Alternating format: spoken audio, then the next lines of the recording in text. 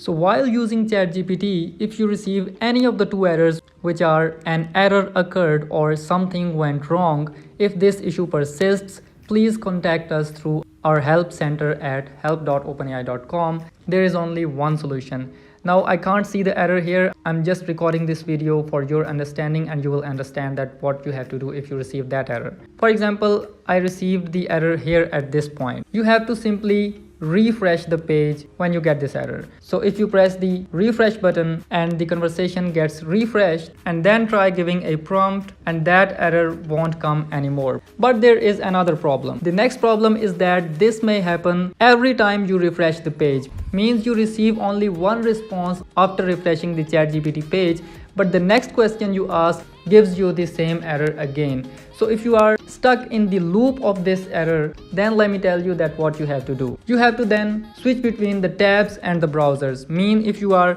using this simple tab of Safari, you have to open a private tab and then try opening ChatGPT in that private tab. And if this thing doesn't work, you have to switch to Google Chrome if you were using Safari.